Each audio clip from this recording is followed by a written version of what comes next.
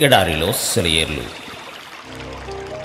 September 7వ తేదీ కొరకు వ్రాయబడిన ఈ భాగాన్ని మీకు చదివి వినిపిస్తున్నది సహోదరుడు పాల్ సుందరం. దేవుడు మనకు ఆశ్రయమును దుర్గమునై ఉన్నాడు. ఆపత్కాలములో ఆయన నమ్ముకొనదగిన సహాయకుడు. 46వ కీర్తన మొదటి చరణం.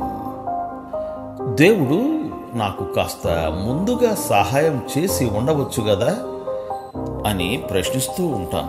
కానీ ఆయన పద్ధతి అది కాదు.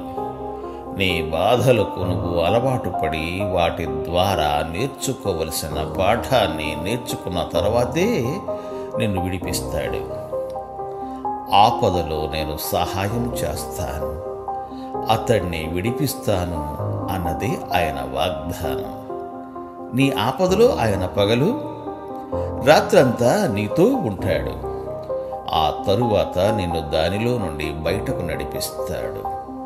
నువ్వు అసహనంగా అశాంతిగా ఉన్నంతకాలం ఇది జరగదు. నిమ్మళించి శాంతంగా అయినప్పుడు ఆ బాధలను ఆయన చాలిస్తాడు. చాలా విలువైన పాఠాలను ఆయన ఆపదల ద్వారా నేర్పిస్తాడు. అవి మనలను జ్ఞానవంతుల్ని చెయ్యడానికి ఉపయోగపడతాయి. ఆయన కార్యం నెరవేర్చినప్పుడు గొప్ప ప్రతిఫలం దాని ద్వారా మనకు కలుగుతుంది. దానిలో నిజమైన ఆనందం ఉంది. దేవుడు వాటిని ఆపదలుగా లెక్కించడు, అవకాశాలుగానే లెక్కిస్తాడు. ఆపదల్లోంచి, ఘోర విపత్తుల్లోంచి బయటపడాలని చూస్తున్నావా? వాటిలోనే, మన దేవునిలోనే మన శాంతి, మన విశ్రాంతి. ఒక నిరక్షరాస్యుడైన నీగ్రో విశ్వాసి చెప్పిన మాటలు ఎప్పటికీ మరిచిపోలేము. దేవుడు నిన్ను పరీక్షించే సమయం, ఆయన తన వాగ్దానాలను నిరూపించేలా ఆయన్ను నువ్వు పరీక్షించడానికి మంచి సమయం.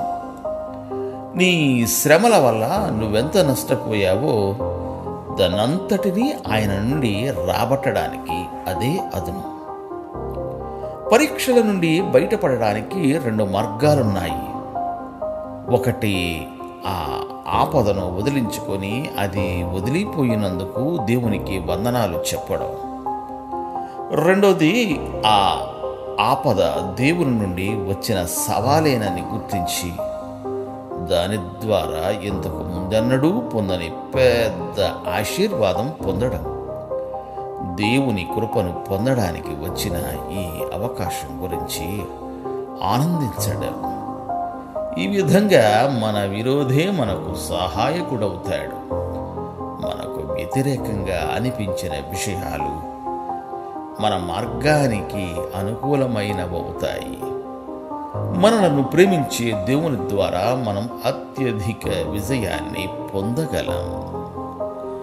దేవుడు మేము దీవించుగాక. ఆమేన్. ఆమేన్.